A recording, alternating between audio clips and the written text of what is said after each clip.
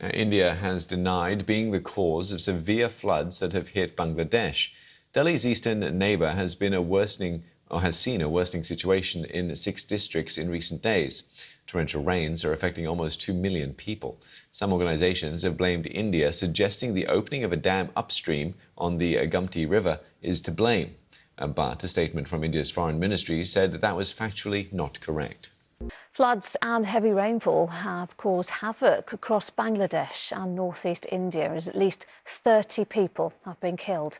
Millions more remain stranded as homes and livelihoods have been destroyed. Many also remain without electricity, food or water.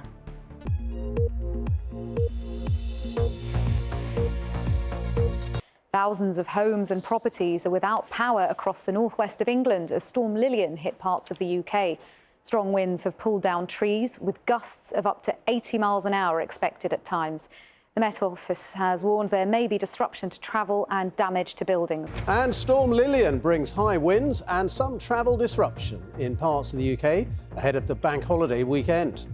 Now, Storm Lilian has brought disruption, flooding and power cuts to parts of the UK, as well as flying tents at the Leeds Festival when it blew in. Strong winds of up to 80 miles per hour hit northern England and Wales, causing trains to be cancelled and cutting power to thousands of homes. Here's Fiona Trott. A festival fiasco. And what's happened to the owners of this tent? Left high, but not dry. Campers at the Leeds Music Festival waved goodbye to their bed and some of the acts after 3 stages were forced to close.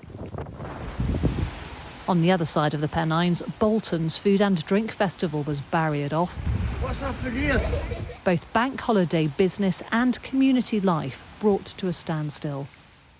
Absolutely devastated. I'm not going to lie, I'm devastated. I've cried, I've not stopped crying. The gazebo's come straight through, shattered the tables, so I don't really know how much damage there is yet. Thousands of homes have also been without electricity. Northern Power Grid said more than 60,000 customers were affected in the east. Electricity North West said around 18,000 houses were hit there. 6:10 this morning, there was a horrendous noise, so I looked out the window and just in time to see the first part of this tree fall across the road. And trees stopped trains in their tracks across the northwest. Debris and floods affected 35 different sites. There was disruption on TransPennine and LNER services too. And look at this. Nervous drivers on the Humber Bridge this morning. It later closed to high-sided vehicles. Having left its trail of destruction, Storm Lilian has now reached Scandinavia. An early bank holiday visitor we were happy to send packing. Fiona Trott, BBC News. Now, many of us may be preparing to get away for the bank holiday weekend, but travellers are being warned of disruption as Storm Lilian sweeps the UK. Trains have been cancelled and thousands of homes have gone without power as winds got up to 73 miles per hour in some parts of the country. Meanwhile, tents were briefly turned into kites at the Leeds Festival as organisers there were forced to close 3 of its stages. Pablo Taylor reports. At Leeds Festival this morning, Storm Lilian was certainly an unwelcome guest. With thousands having spent the night in tents, the gales of up to 70 miles an hour meant many were given a loud and violent awakening. Oh my God! As the storm slowly subsided, the extent of the disruption became clear, with some having lost their shelter completely.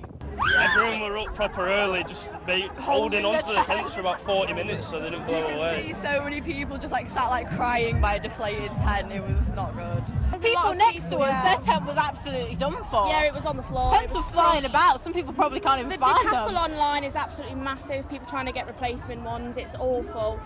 As a precaution, organisers later took the decision to close 3 music stages, much to the annoyance of some revellers.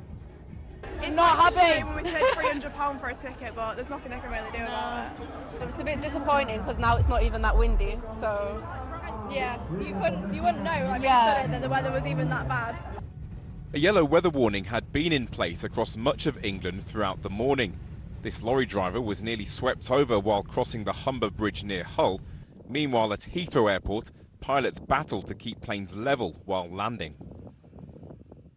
The worst of the disruption, though, was up north, with heavy rain bringing train services to a standstill and leaving more than 70,000 homes without power. There have so far been no reports of any injuries, but the serious nature of the storm was clear to see in York, where winds were strong enough to bring down trees.